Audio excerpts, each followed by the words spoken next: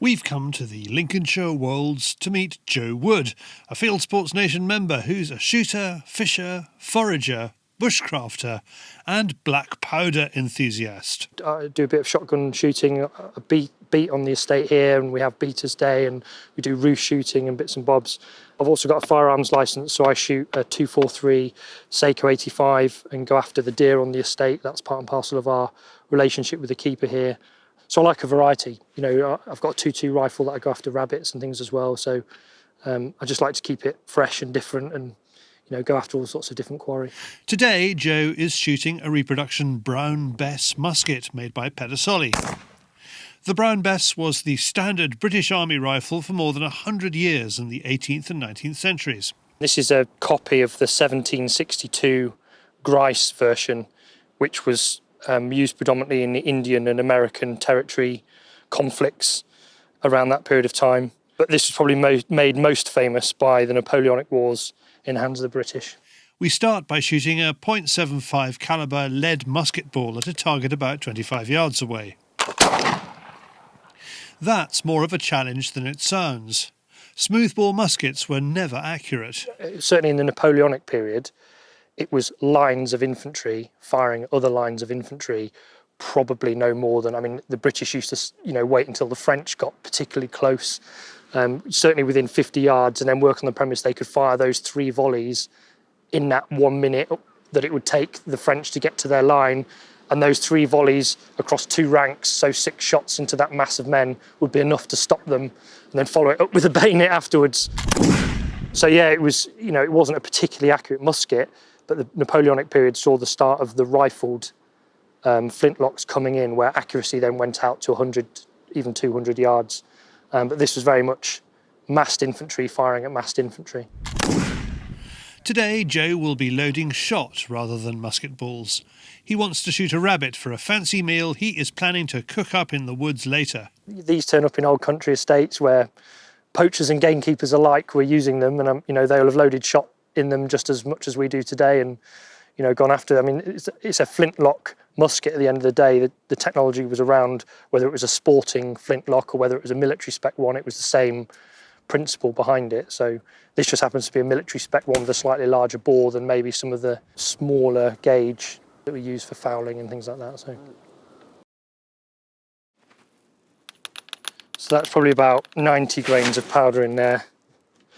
Just tap it down slightly. Then I put an 11 gauge wad over the top of that before the shot goes in. That goes down on top of the powder. Just making sure there's no air gaps in there. Then I give it a charge of shot. I think these are number 5s. I'll just give that charge of shot down there. And then I've got a couple of card over wads just to put over the top to stop the shot falling out. And again, I put 1 in to start with. Just charge that down.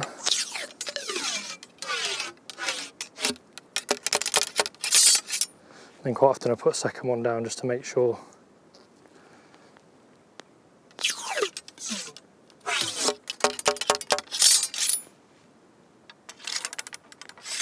And that's it loaded, and then it just needs the pan charging. So you put it onto half cock, and that won't go off on half cock, that's effectively the safety. And then you just put a charge of powder into the pan. And then I just push that charge down into the touch hole, close the frizzen, and then like I say, that's on half cock, that's safe. And then when you want to fire, you put it onto full cock and it will go off. And that's it loaded. I use the ball just for target shooting. I wouldn't go after anything with a musket ball. It's good fun to try and become more accurate with it, and work on the different patches, the different size musket balls, just to try and get a bit of accuracy out of it. We're talking about 50 yards maximum really for accuracy. But it's great fun to then load with shot, and go for a hedgerow walkabout or a bit of roost shooting or something like that with it as well. It's not the best conditions for it, but it would be nice to try and walk a couple of hedgerows and either bump a couple of rabbits, or if there's a pigeon that's brave enough to come past, we can have a go at that. You generally get 1 shot at it, and then if you're near a warren, they all go scurrying underground relatively quickly. And the difficulty is you've got to give it a lot of lead because of the way that the flintlock works. There's a bit of a delay between the flash in the pan and the ignition in the breech. So you've got to give quite a lot of lead on an animal and keep going through it to be able to commit to it.